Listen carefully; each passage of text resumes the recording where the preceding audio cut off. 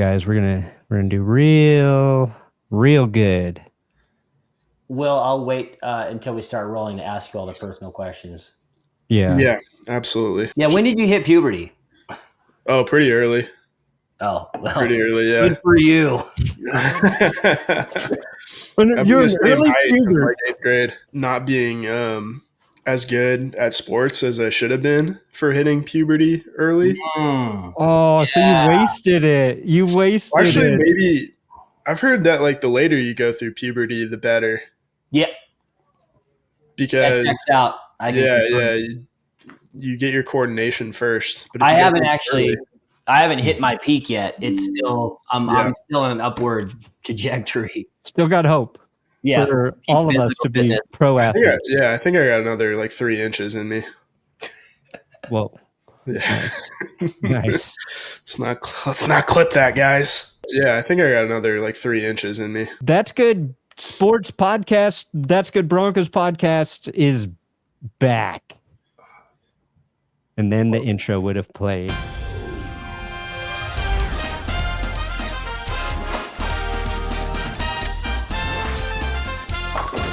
We haven't done this for a while. Maybe you guys remember Will Keys helps write every video you see here on That's Good Sports. And we got a huge guest to help us break down the Denver Broncos today. Maybe the biggest Broncos fan I've ever met in my life. Mm-hmm. Better fan than Will even, really. Wow. Taylor, dude dad himself, dad of all dudes. Hey, thank you for having me, guys. And I appreciate you speaking to just how large I am. I'm actually, I don't know if you guys know this, I'm the exact same size as one of the Broncos running backs. Oh. So you can guess which one. I bet you want to know who Dude Dad's talking about, don't you? Who's his size comp? Well, you'll find out only after you sign up at Underdog with my code That's Good. Okay, you're going to find out anyway, but we are this close to my $60,000 bonus. I know I'm promoting the hell out of Underdog right now. You would be too if you were this close to getting $60,000 in bonuses. Well, a lot less than that after taxes, but you know what I'm saying. We're 323 signups away from 6,000 signups at Underdog. If we hit 6,000 signups, That's Good Sports gets a $60,000 bonus. Trying to get there before the draft. So if you've been thinking about playing daily fantasy at Underdog or in their pick'em games, just do it with my code That's Good, code TGS. Link is in the description. Your support means everything here.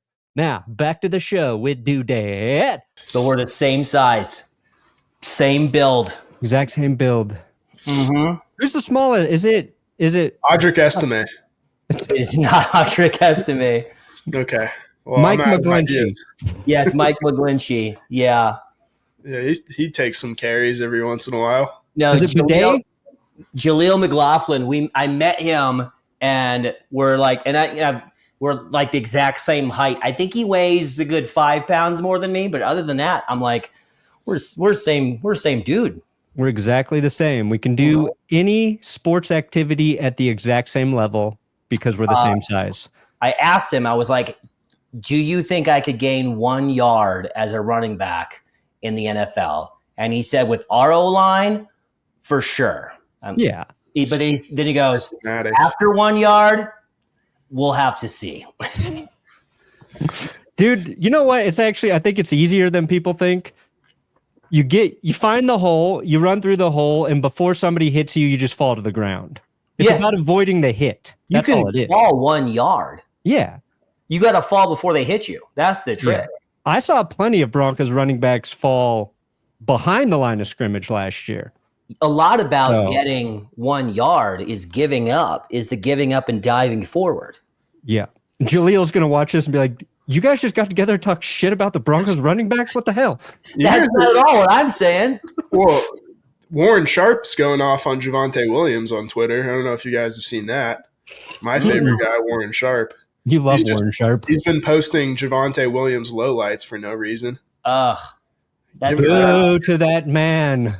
That's a hard part about this league is, I mean, you know, I know what it's like to be like a creator and like put myself out there in videos all the time, but to have like just couch critiques of every single weekend of every single move I made, you know? And it's not like it's always their fault, but you know. No, also, he was really good before his knee was shredded into lasagna. Yeah. I don't think there's any actual Broncos fans who are like angry at Javonte Williams. I think everybody understands like what happened, and it's just unfortunate when it doesn't work out. And then you get people looking in from the outside, and that's when like probably the worst takes start to come. And when you like single a dude out like that who's already off the team in a new situation, it's redundant. And probably Javonte went to the Cowboys, right? That's probably why. Yeah, he was saying this is the Cowboys' new RB1. It's like they are going to draft 2 or 3 running backs. I guarantee it. If I were a player, I would post a weekly set of clips of just my worst plays from the week.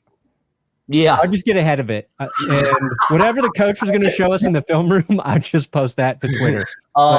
Like the one dude, who's the dude that we just got in free agency that like got injured running onto the field? Oh, Dre Greenlaw. Oh, that was Dre, yeah. Just play that on repeat. Mm-hmm. This was the worst moment of my life, guys. Oh, for sure. Oh my gosh, in the Super Bowl. That's tough bananas. Question for you. Okay, so I'm a relatively new Broncos fan. I'm just going to throw it out there. I didn't become a Broncos fan until I moved to Colorado and went to my first game.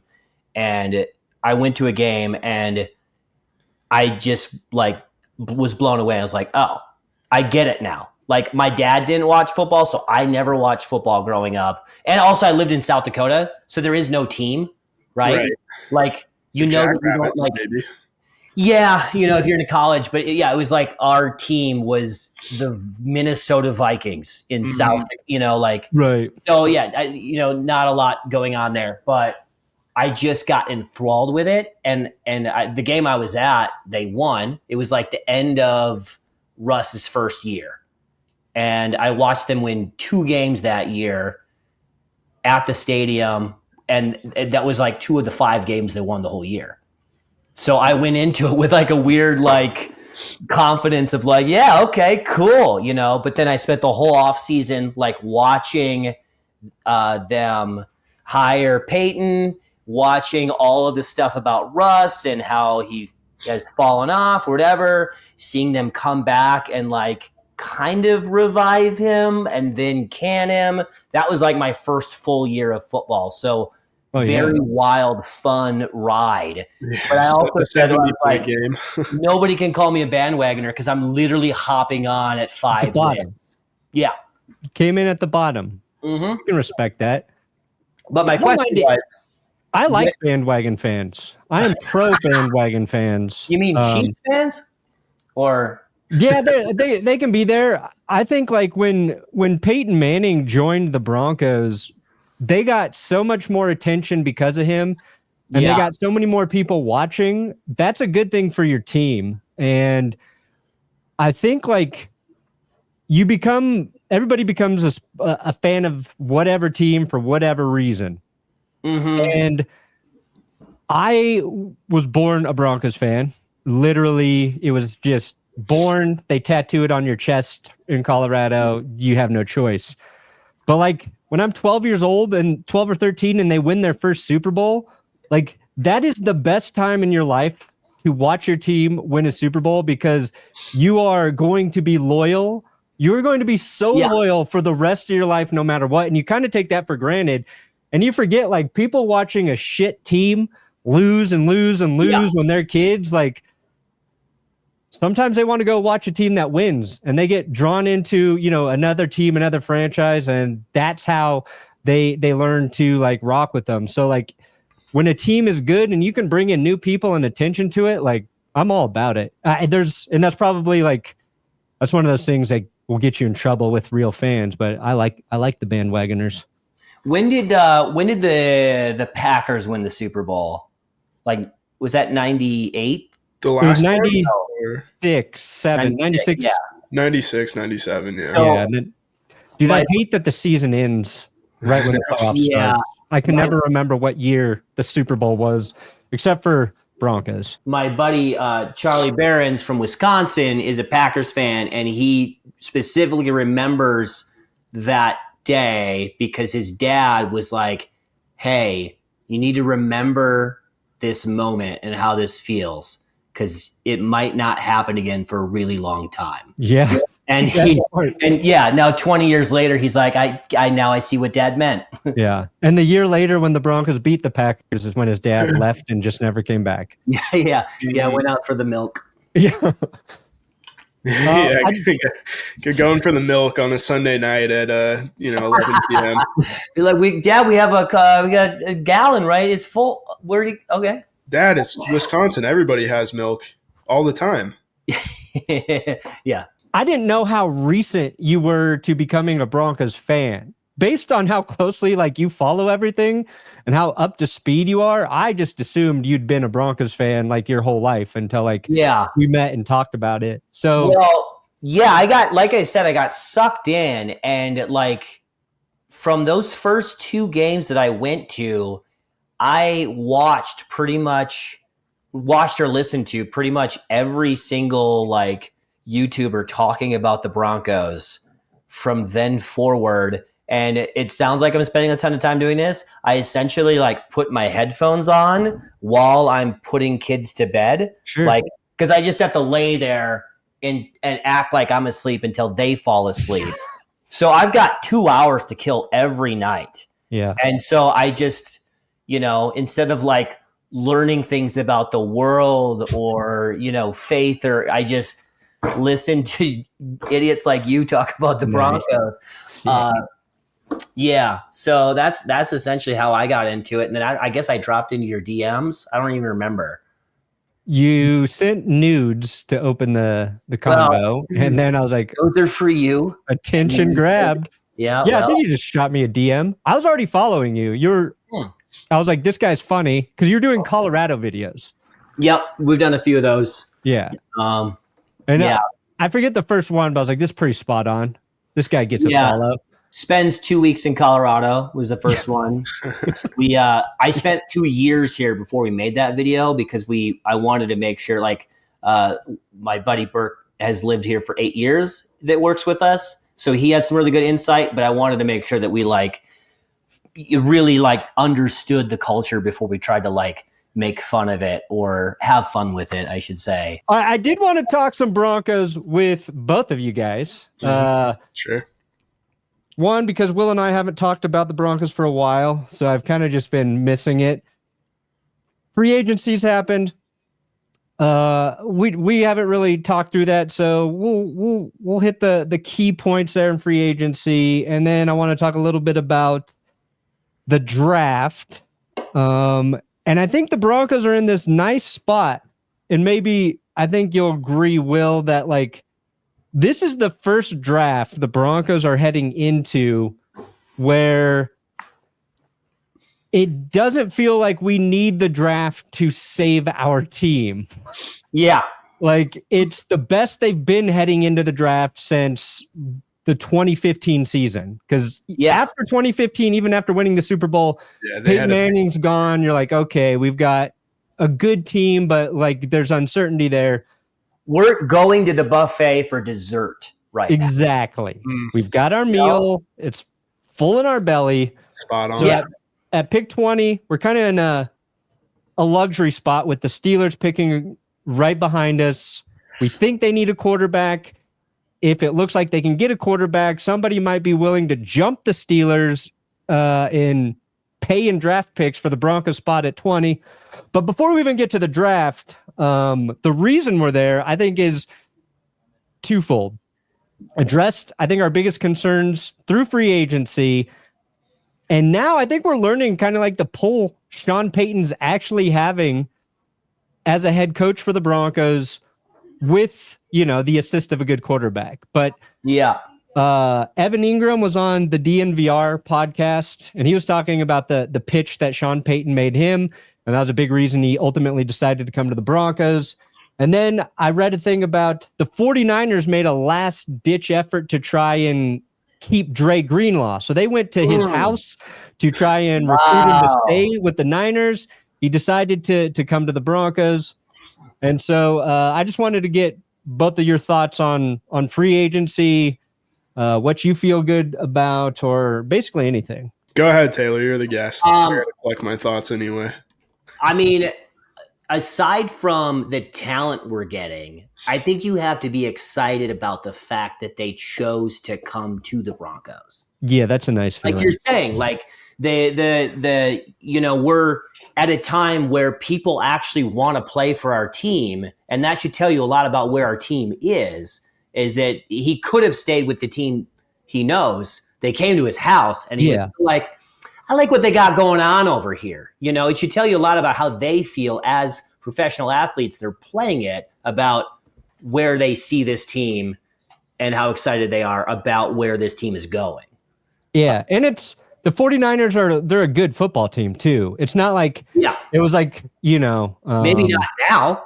Yeah, they might be on they might be in a rebuilding year, but it wasn't like, he chose us over the Titans right now or something. The Niners have had a lot of success. They've been to the Super Bowl, I think twice since he'd been there. But it's very exciting to see that they beefed up the defense because, beginning of the year, we were like, our defense is electric. And then about halfway through, it started to get exposed to the point where we're like, are we electric? Like, what's going on here? Like, if you're watching all the games, you're seeing holes. If you're at that Browns game where homeboy, God, what's his name? I love that guy. Riley Moss. No. The quarterback.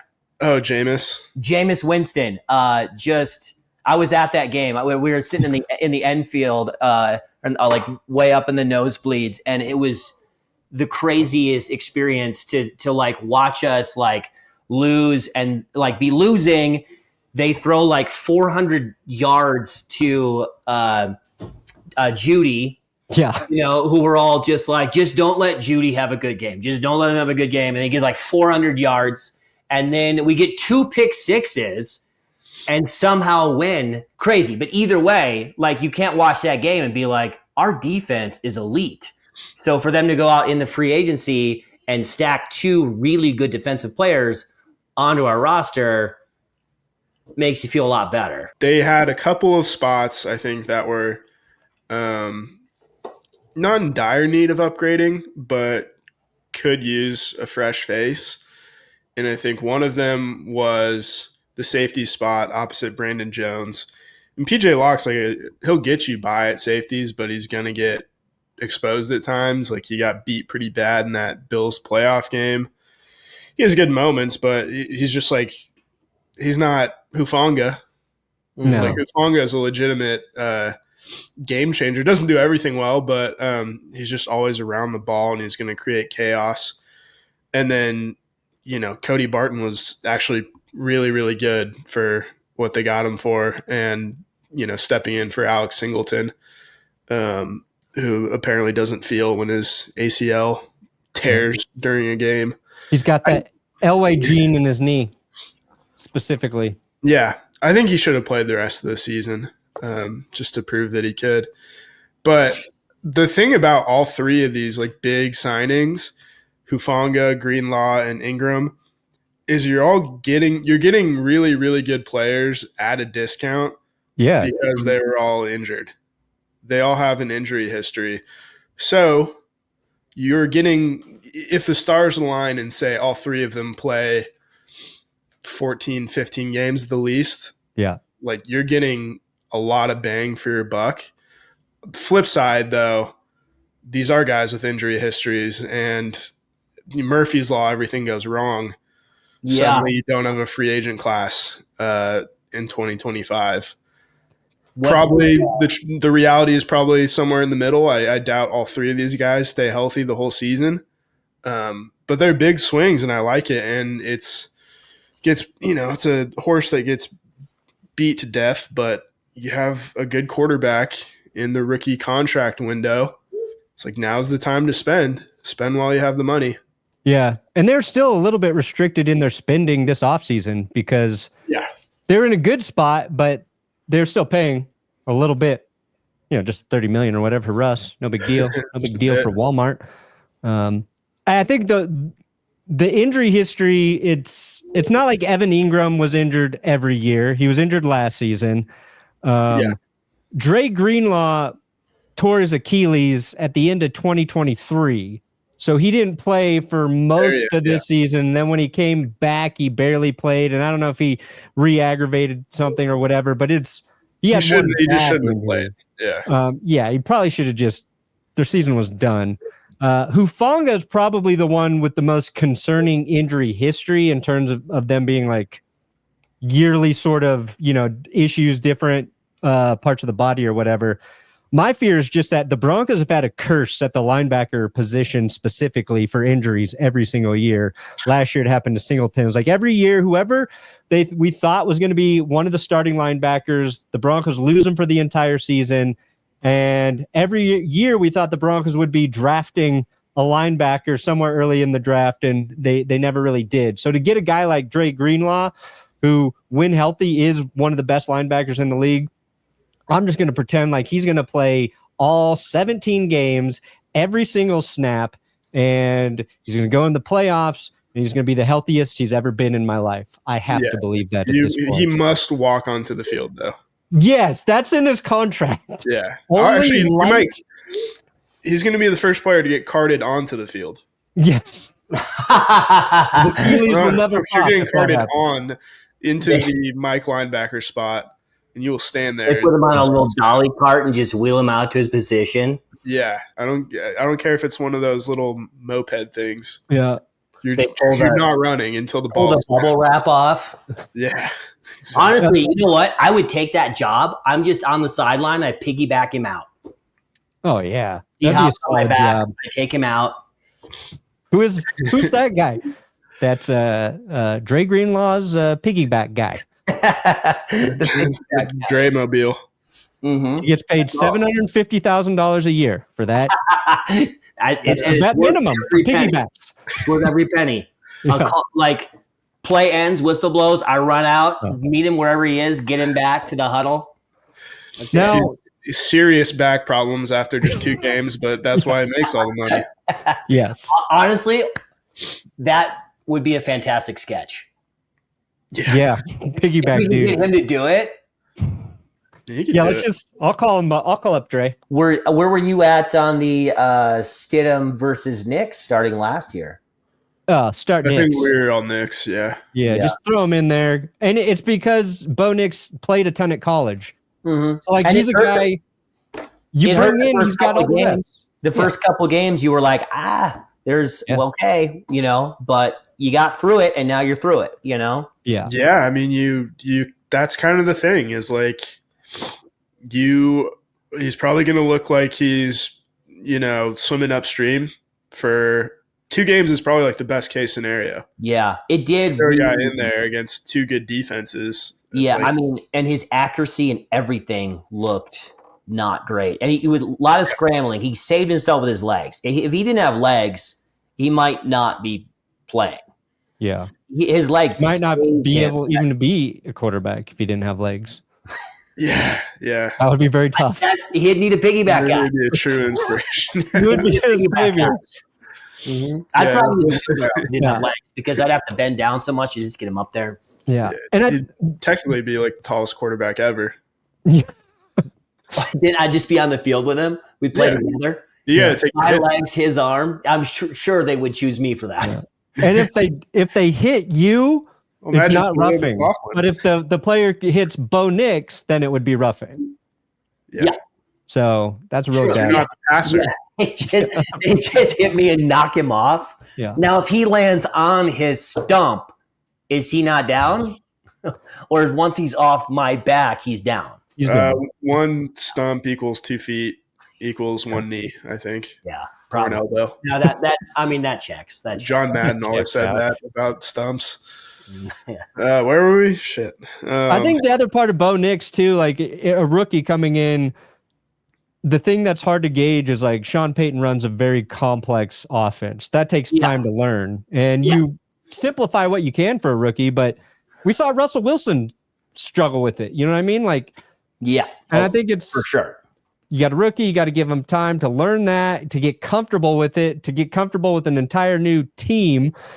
And I think, like, you know, thank God Cortland Sutton it was there. Like, I think he knew Sean Payton's offense. We saw him build chemistry with Russell Wilson, and then he built chemistry with Bo Nix. And I think, like, that was probably, you know, somebody Bo leaned on. Yeah.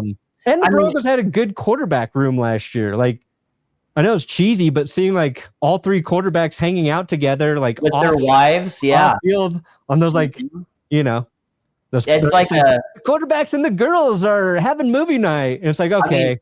I think everybody remembers a time in their life that was like that. It was like right before kids, you and your friends are all married, your wives are all friends, and you just can hang out whenever. It's such a very specific time, but to see an entire like quarterback room having that moment is pretty fun. Yeah. And that's what those are the stories that pulled me into football, man. It's the biggest drama on got you in. It's the biggest drama on TV. It was really I'm here for Smokey. What's Bo's wife's name? Izzy Smoke? Izzy Smoke. Yeah, Izzy Smoke. If I ever talk to Bo Nix, that's the first thing I'm asking him is why he didn't take her last name. Yeah. Dude, Bo Smoke would be so sick as our quarterback. Yeah. And Nix is fine, but Bo Smoke? Yeah. Just every touchdown he throws. Smoking Jay. Just blows on his gun. He does the gun and then the weed. Just really piss off the NFL. Yeah. Yeah, that'll get a fine. That'll draw a flag. It's worse than John Morant doing the guns. All right, so I want to talk about this. What is, like, where are you at with our receiver room? Well, they're going to add somebody in the draft. And it could be anywhere day one, day two. I think it'll happen by the end of day two. But I feel really good about it. I like what you're getting out of Sutton every year if he stays healthy. Faithful. Yeah, I mean, I think people just got down on Sutton because he had an injury and then like years of bad quarterback play. Yeah, years of it. You know, terminal shitty quarterback play. But then to get 1,000 yards with a rookie quarterback who barely threw yards in a couple of games. Like Jets game, he threw 60 yards. Right. So he's getting those numbers somewhere else. But also, it wasn't like Bo only threw to him. He threw to like everyone. Bo for a rookie spread the ball out. He'd have these games where he's had like 9 different receivers catching a pass. All three of the tight ends and Burton and every running back and every wide receiver. You get everything and everybody involved. That's what I like about him. But I also think like with our tight end room, like everyone's like, we don't have a tight end, and obviously we don't have one that's elite. But I mean, there was several touchdowns that we pulled out of those guys, probably because nobody thought they were going to get thrown to. Yeah. It's like Lincoln Nate Atkins has 3 touchdowns. Maybe that's the whole strategy. Like, all right, guys, we're going to throw to each one of you twice this year.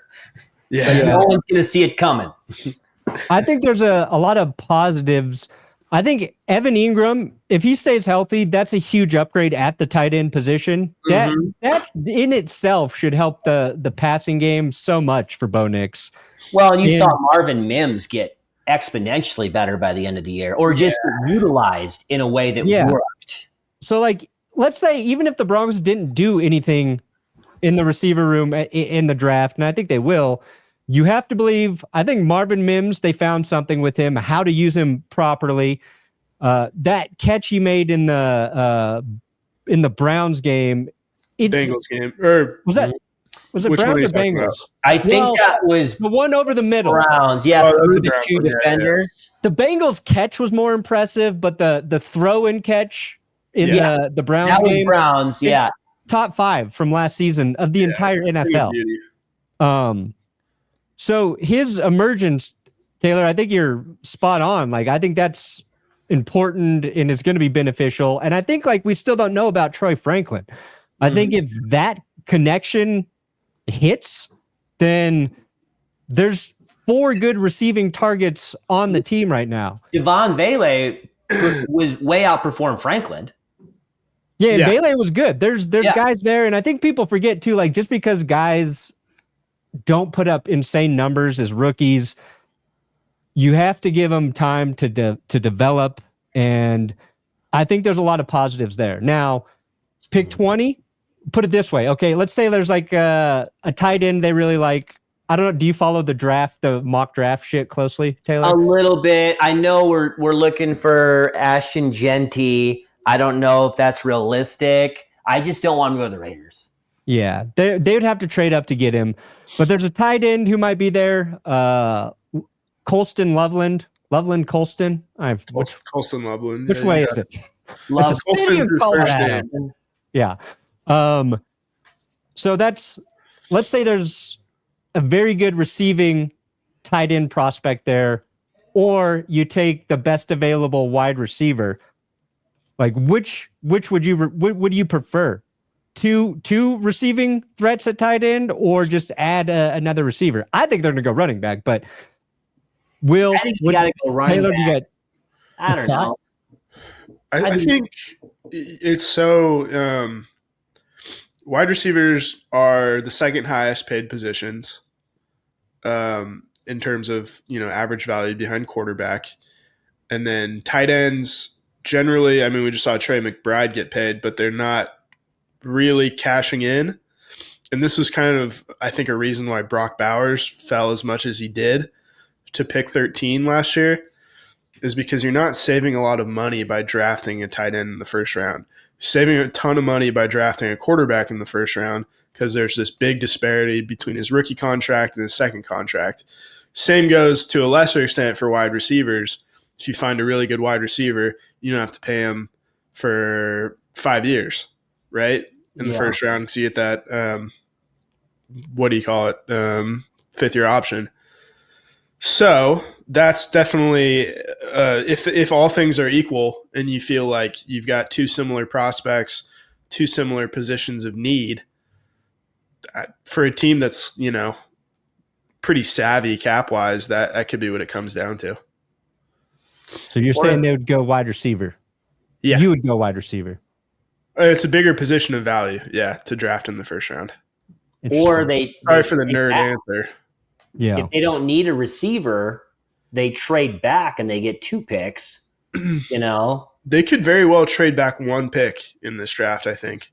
Yeah. I think you could see a scenario where Pittsburgh, if they do want Shedeur Sanders, they go from 21 to 20, knowing the Broncos aren't going to take a quarterback, just so they don't get leapfrogged by someone else. Yeah.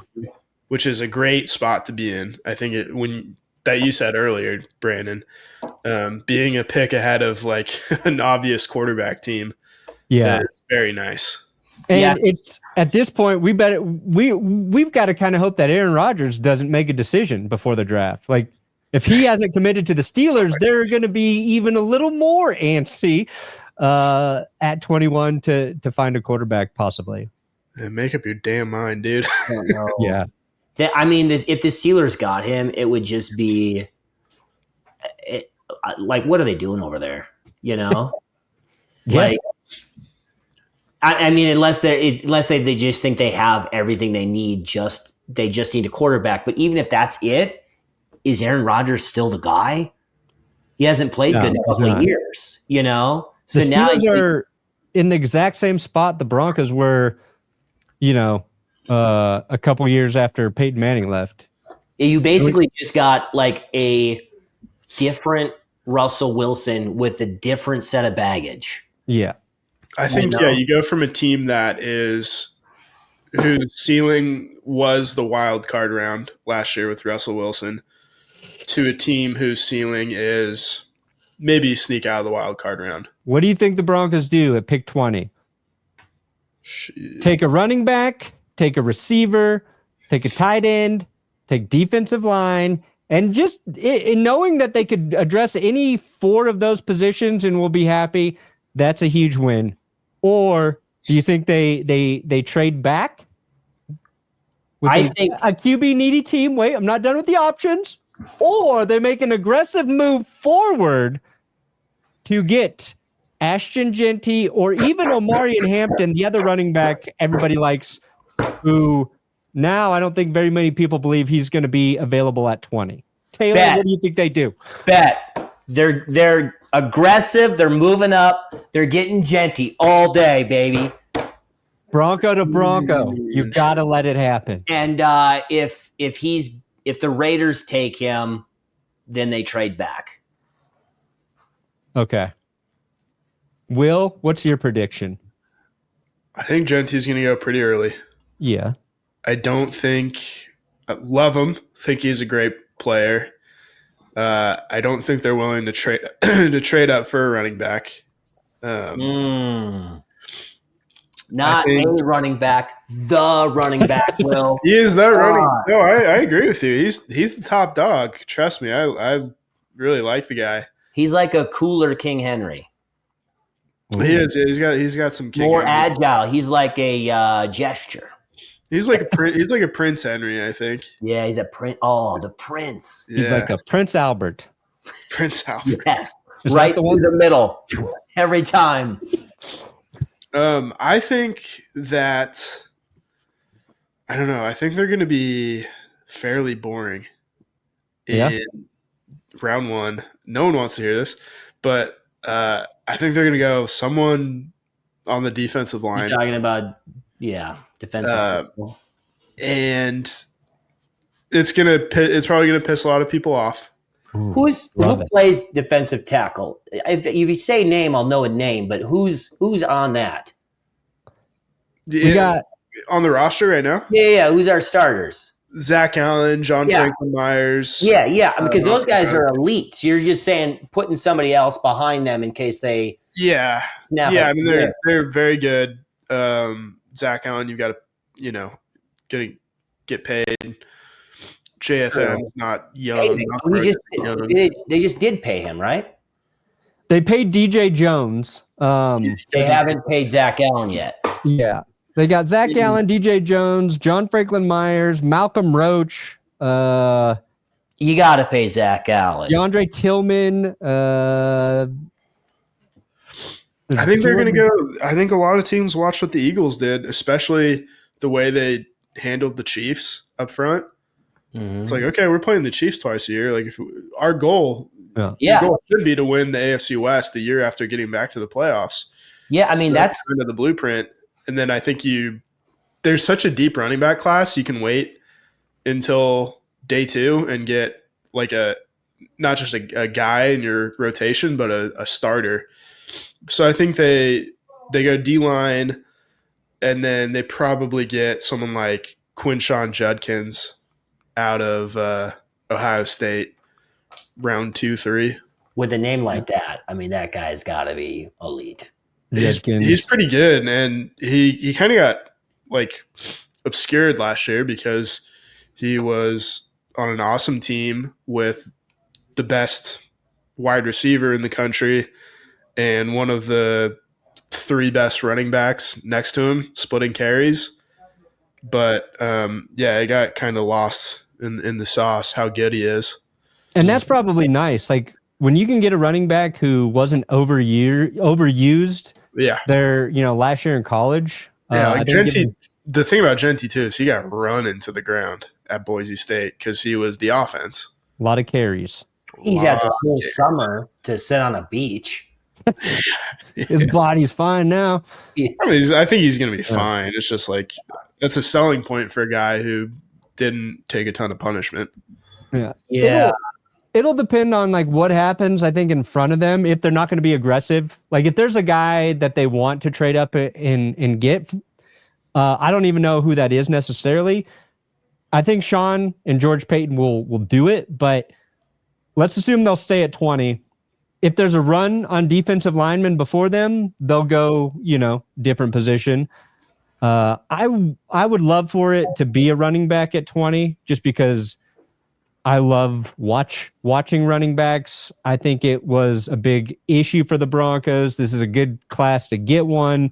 And it's more fun when you have a good running back on your team. I wouldn't even be mad, though, if they go Bourne. Like, even if they draft an offensive tackle, offensive lineman at 20, I'll be okay with it because we have that luxury. That is the nicest thing. Yeah.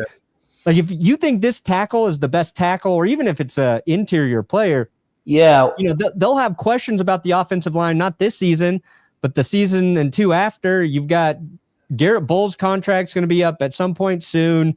McGlinchey, when they signed him, it was I think a 3-year deal.